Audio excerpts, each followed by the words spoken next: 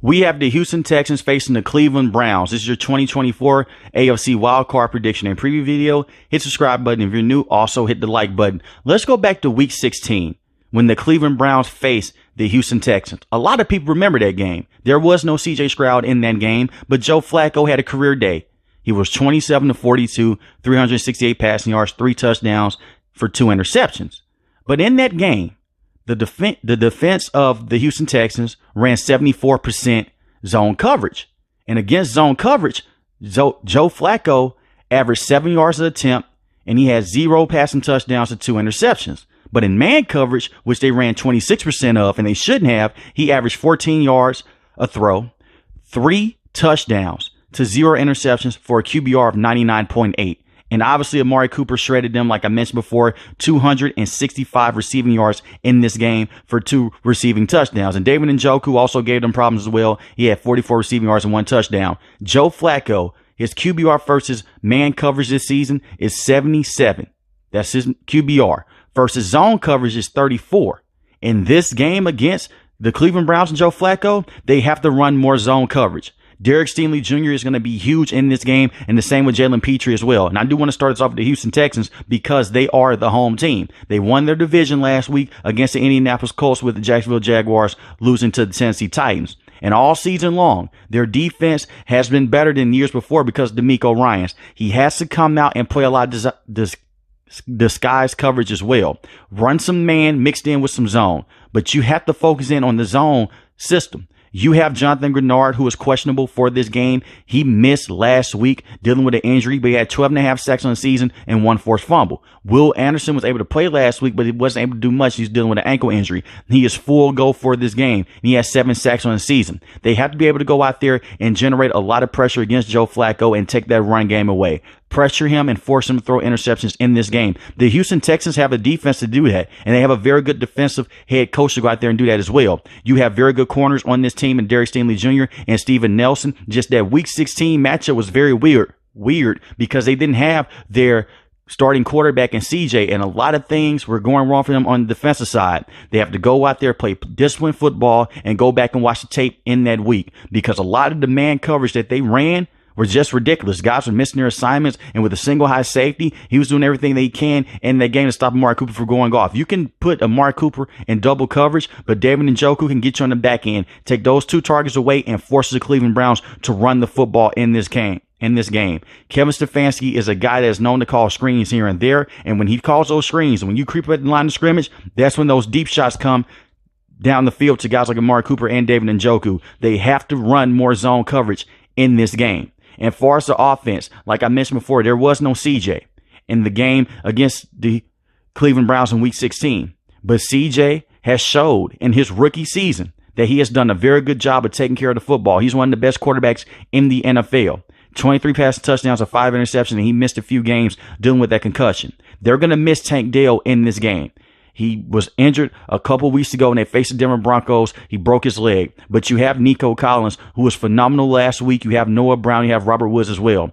Those key wide receivers are going to have to step up in this game because you're going against one of the best defenses in the NFL. And it's also coming down to the offensive line as well. The run game has been very hit or miss with the Houston Texans. Devin Singletary has come in. He's become that lead back for this team. But you have Damian Pierce as well, who's a very good physical back. When you need 2-3 yards, he can get that for you. And he also had a punt return, a kick return a couple weeks ago. But it's going to come down to this offensive line. Can Laramie Thompson, when those guys up front, stops Darius Smith and Myles Garrett from getting to CJ? Because CJ does a very good job taking care of the football, but pressure does break down on a lot of quarterbacks as the season weighs on. And CJ showed in the past, with the right defense, he can go out there and throw some interceptions, and he can throw some questionable passes. It's going to come down to, can this offensive line keep him protected up front? But it starts with the defense of the Houston Texans. You do not want Amari Cooper to come out here and do the same thing that he did to you a couple weeks ago in week 16. Now let's start off with the Cleveland Browns. This team has been a Cinderella story. Kevin Stefanski has been one of the best coaches in the NFL this season. From having Deshaun Watson to P.J. Walker stepping in and Dorian Thompson-Robinson and now Joe Flacco. They have 4 starting quarterbacks this season. They still found a way to go out there and win 11 games. And they still found a way to go out there and make the NFL playoffs. They have to go out there and do the same thing they did a couple weeks ago against the Houston Texans.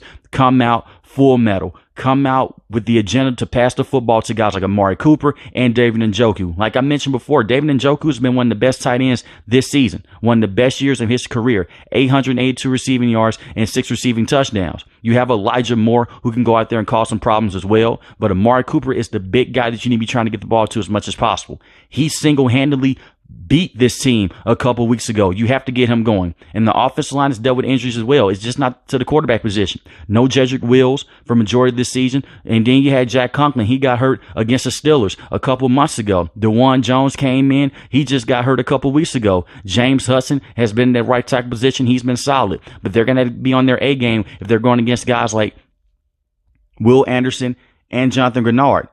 Take the pressure off of Joe Flacco. Try to run the football. In that game against the Houston Texans, in Week 16, they're not able to run the football as much. Jerome Ford averaged 1.7 yards a carry, and he did have one rushing touchdown. But they went out there, and they got a lot of their plays from Amari Cooper and out of the pass game. They have to do a better job trying to run the football in this game. Pierre Strong had 5 carries for 22 yards. You want to take that pressure off Joe Flacco and make sure that he will not go out there and throw numerous interceptions in this game, because if he does, it may be going in the opposite direction. And it starts off with this defense as well. This defense for the Cleveland Browns, like I mentioned before, is one of the best defenses in the NFL, and they did a number on the Houston Texans a couple weeks ago.